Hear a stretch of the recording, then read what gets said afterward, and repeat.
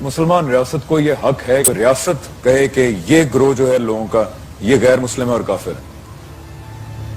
نہیں، کس بنیاد پر؟ کسی بھی بنیاد پر۔ احمدیت تو ہر جہت اور ہر سو پھیلتی چلی جا رہی ہے۔ میں امام عبداللہ بن منیر شہاب الدین محمد فرحان احمد سیدی 11ویں خلیفہ راشد کی حیثیت سے اپنی خلافت راشدہ کے ظہور کا اعلان کرتا ہوں۔ میں 11واں خلیفہ ہونے کے ساتھ ساتھ 12ویں اور آخری خلیفہ راشد امام محمد بن عبداللہ المہدی علیہ السلام کی خلافت کا بھی امین ہوں، لہذا آگے بڑھیں اور بیعت کو قبول کریں۔ حضور کے بعد اگر کسی نے دعویٰ کیا نبوت کا تو وہ کذاب، دجال، جھوٹا، کافر، اور جس کسی نے بھی اس کی تصدیق کی، اس کو مان لیا، وہ بھی دائرہ اسلام سے خارج، مرتد۔ یہ قانونی اہمیت ہے، قانونی اہمیت ہے۔ کوئی شخص مسلمان رہا یا نہیں رہا، یہ تو بڑا اہم مسئلہ ہے، قانونی مسئلہ ہے۔ اس کی بیوی کا اسے نکاح جو ہے وہ ختم ہو گیا اگر اس نے کسی حضور کے بعد کسی نبی کی نبوت کا اقرار کر لیا یا خود اپنے نبی ہونے کا دعویٰ کیا، وہ پھر مرتد ہے، واجب القتل ہے۔ سورہ احزاب کی آیت ما کان محمد ابا احد من رجالکم ولکن رسول اللہ وخاتم النبیین۔ محمد صلی اللہ علیہ وسلم اے مسلمانوں تم میں سے کسی مرد کے باپ نہیں ہیں۔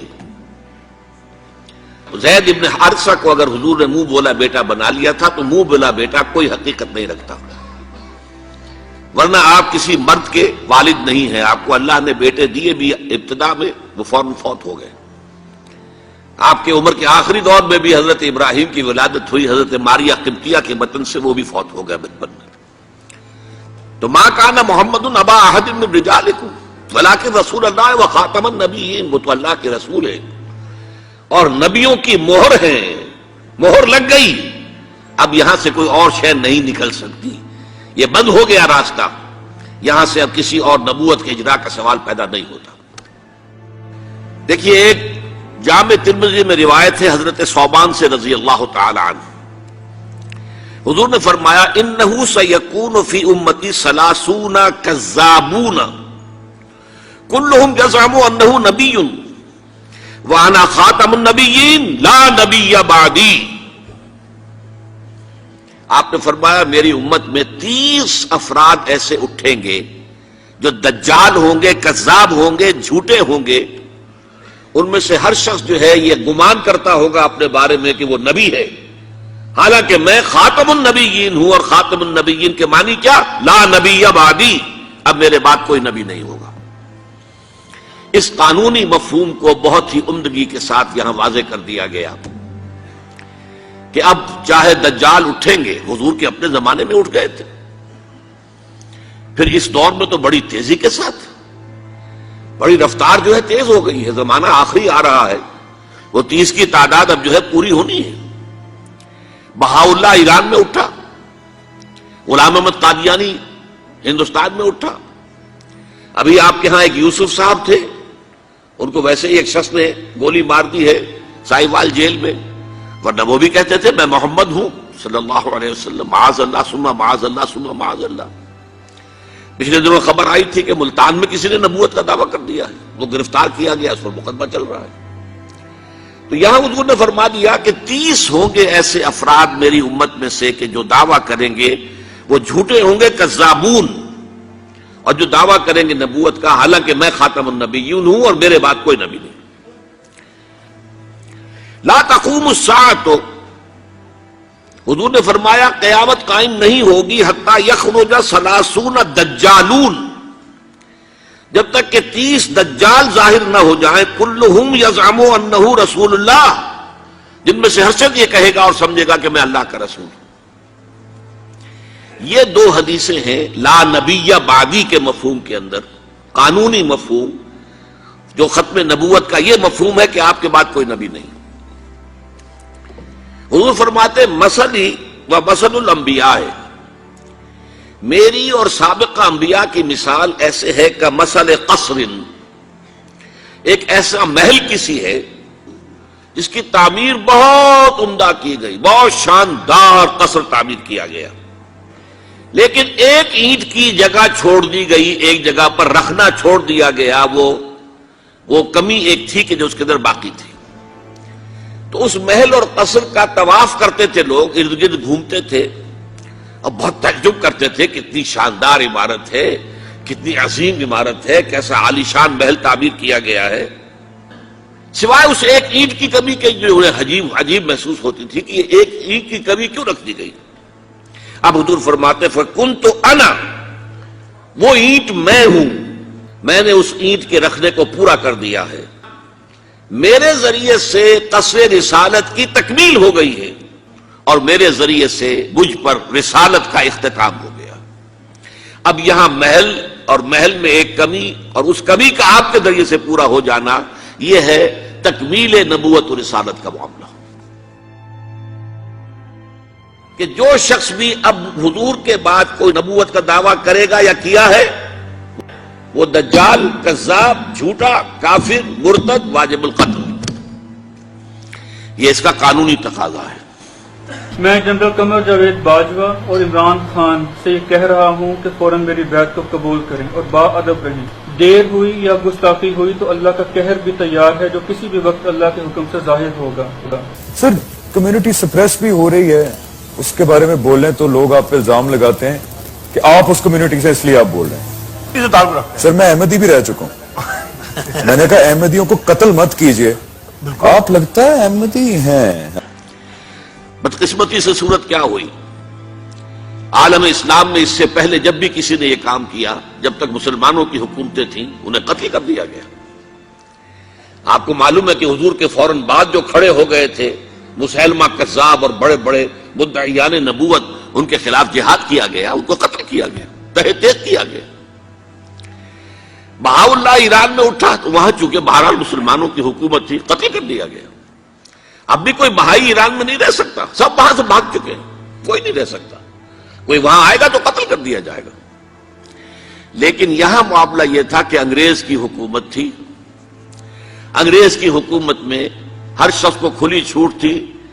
اکبر الہ آبادی رحمت اللہ علیہ نے بڑے خوبصورت الفاظ کے اندر وہ نقشہ کھینچا ہے، گورنمنٹ کی خیر یارو مناؤ، گلے میں جو آئیں وہ تانے اڑاؤ، کہاں ایسی آزادیاں تھی میسر، ان الحق کہو اور پھانسی نہ پاؤ۔ اگر اسلامی حکومت ہوتی، مسلمان حکومت ہوتی، چاہے اعلی معیاری اسلامی حکومت نہ بھی ہوتی، مسلمانوں کی حکومت ہوتی، تو جس نے ان الحق کہا منصور، وہ سولی چڑھا دیا گیا یا نہیں؟ جس نے نبوت کا دعویٰ کیا وہ قتل کر دیے گئے کہ نہیں؟ انگریز کی حکومت تھی، گورنمنٹ کی خیر یارو مناؤ، گلے میں جو آئیں وہ تانے اڑاؤ، خدائی کا دعویٰ کر دو، نبوت کا دعویٰ کر دو، رسالت کا دعویٰ کر دو، کوئی پوچھنے والا نہیں، کوئی پکڑنے والا نہیں، کسی دار و گیر کا کوئی اندیشہ ہی نہیں۔ کہاں ایسی آزادیاں تھی میسر، ان الحق کہو اور پھانسی نہ پاؤ۔ اسی زمانے میں ایک واقعہ یہ ہوا تھا، غلام احمد قادیانی نے ایک دعوتی خط لکھا کابل کے حکمران، اب میں بھول رہا ہوں کہ وہ امیر دوست محمد خان تھے یا امیر عبد الرحمان خان تھے، ان دونوں میں سے کسی کے سامنے وہ خط پہنچا، جیسے کہ حضور نے خطوط بھیجے تھے قیصر کو، کسریٰ کو، تو اس کو بھی شوق چرایا کہ میں بھی تو اب نبی ہوں، نبوت کا دعویٰ کر چکا ہوں، تو مجھے پڑوس کا ملک جو ہے افغانستان، وہاں کے بادشاہ کو دعوت دینی چاہیے کہ وہ مجھ پر ایمان لائے۔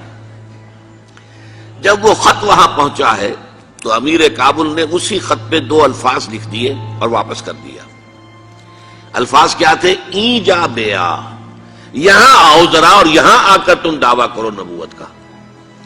یہ تم انگریز کی چھتری تلے بیٹھے ہوئے دعوے کر رہے ہو، انگریز کے سائے تلے جو ہے، اور انگریز جو ہے تمہیں سپورٹ کر رہا ہے، تم نے جہاد کو جو ہے ختم کر دیا، دین کے لیے حرام ہے اب دوستو قتال، حرمت ہے قتال۔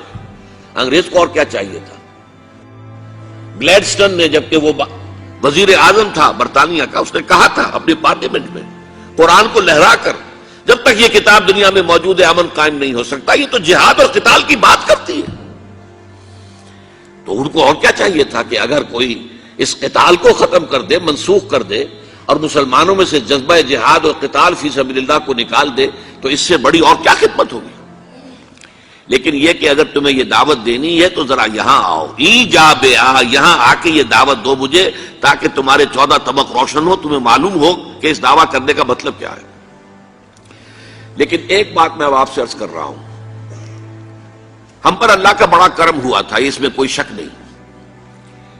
اس ملک میں 1974 میں جو فیصلہ ہوا قادیانیوں کے غیر مسلم اقلیت قرار پانے کا، وہ واقعہ یہ ہے کہ بہت ہی مبارک فیصلہ تھا. اس کے لیے تحریک جو اٹھی وہ بھی بہت ہی عمدہ تھی، بہت پرامن تھی، بہت منظم تھی. مولانا سید محمد یوسف بن نوری رحمۃ اللہ علیہ اس کے قائد تھے. کوئی سیاسی لیڈر جو ہے اس میں نمایاں نہیں تھا، خالص دینی تحریک تھی.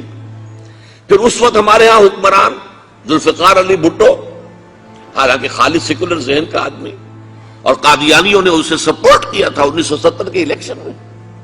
قادیانی سمجھتے تھے وہ تو ہمارا اپنا آدمی ہے. لیکن اللہ تعالیٰ نے اس کے ہاتھوں لیکن بہترین طریقے سے، جس پر اعتراض کیا ہی نہیں جا سکتا، پارلیمنٹ کے ذریعے سے فیصلہ کرا. کوئی آرڈیننس نہیں تھا، کوئی حکم جو ہے، فرمان جو ہے وہ ایشو نہیں ہوا تھا، پارلیمنٹ کے ذریعے سے.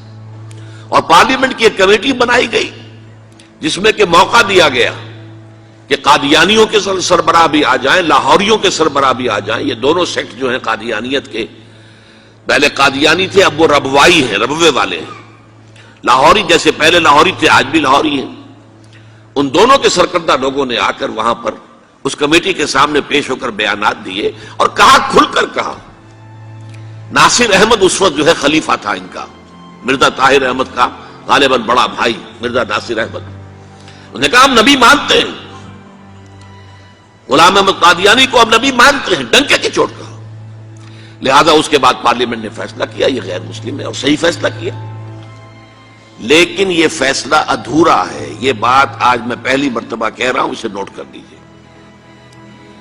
قادیانیت کے فتنے کو کوئی گزند نہیں پہنچا ہے ان کے غیر مسلم قرار دیے جانے سے.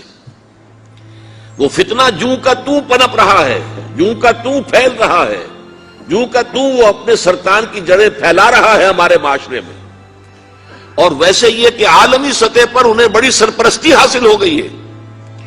پوری دنیا جو ہے، مغربی دنیا، وہ ان کی سرپرستی کر رہی ہے. لیکن یہ کہ اندرون ملک بھی اس فتنے کا قلع قبا اگر ہو سکتا تھا تو صرف اس وقت جبکہ اس فیصلے کا جو قانونی اور منطقی تقاضا ہے وہ بھی پورا کیا جاتا، اور وہ یہ کہ مرتد کو قتل کی سزا دی جاتی ہے. اسلام میں مرتد کی سزا قتل ہے. وہی میں نے آپ سے عرض کیا، حضرت ابوبکر صدیق کے زمانے میں کیوں قتال کیا گیا، اور جتنے بھی لوگوں نے نبوت کے دعوے کیے انہیں کیوں قتل کیا گیا ہمیشہ اسلام کی تاریخ میں.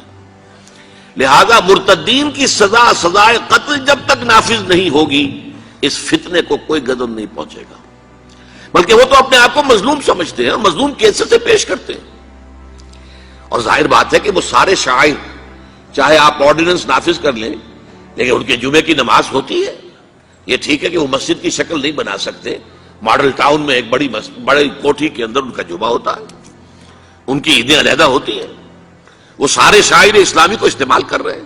میں پاکستانی احمدی کمیونٹی کی بات کیوں نہیں کر سکتا؟ علی کے ساتھ زیادتی کی گئی. اسکالرلی ڈیبیٹ میں ہم تو ڈال ہی نہیں رہے، ہم تو اسکالرلی ڈیبیٹ سے آگے جا رہے ہیں کہ یہ مانتے ہوئے کہ وہ نان مسلم قرار دیے جا چکے ہیں، اب ایک انسان اور ایک پاکستانی کے طور پہ کیا ہمارا یہ مسلمان ہونے کی حیثیت سے فرض نہیں ہے کہ ہم ان کے رائٹس کو پروٹیکٹ کریں؟ جو قادیانی حضرات ہیں، احمدی حضرات ہیں، یہ بھی ہمارے ملک و قوم کا سرمایہ ہیں، ہمارے بھائی ہیں، ہماری بہنیں ہیں، اور ہم کوئی اس میں دقیقہ فروگزاشت نہیں کریں گے. اور الٹا مظلومیت جو ہے اس کا لبادہ اوڑھ لیا ہے. جیسے دنیا میں یہودیوں نے ہولوکوسٹ کی مظلومیت کا لبادہ اپنے اوپر اوڑھا ہوا ہے. ہم جو چاہے ظلم کر لیں نوع انسانی پر، ہمیں کوئی گدن نہیں پہنچا سکتا، اس لیے کہ ہم نے اتنا بڑا ظلم سہا تھا. ہولوکوسٹ ہمارے 60 لاکھ آدمی جرمنوں نے ختم کر دیے تھے، تو ہم اگر 8-10 لاکھ مار دیں فلسطینی یا کوئی اور عرب یا اور مسلمان تو کون سی بڑی بات ہے. इसी तरह कादियानियों ने मजलूमियत का लिबादा ओढ़ा हुआ है और इनको कोई जदन नहीं पहुंचा है जब तक कि कत्ले मुर्तद की सजा यहां नाफिज नहीं की जाएगी। इसमें यह होना चाहिए था कि जिस रोज में यह फैसला हुआ डिक्लेयर हो जाता साथ ही, अब तक के जो कादियानी हैं आज के इस तारीख से फैसले से पहले पहले वो तो अकलियत करार पाएंगे, उन्हें कत्ल नहीं किया जाएगा। लेकिन इस फैसले के निफाज के बाद जो शख्स भी कादियानियत इख्तियार करेगा उस पर कत्ल मुर्तद की सजा, उसकी हद जारी की जाए। ये जो कादियानी हजरात हैं, अहमदी हजरात हैं, ये भी हमारे मुल्क कौम का सरमाया है, हमारे भाई हैं, हमारी बहनें हैं, और हम कोई इसमें दकीका फरोगुजाश्त नहीं करेंगे।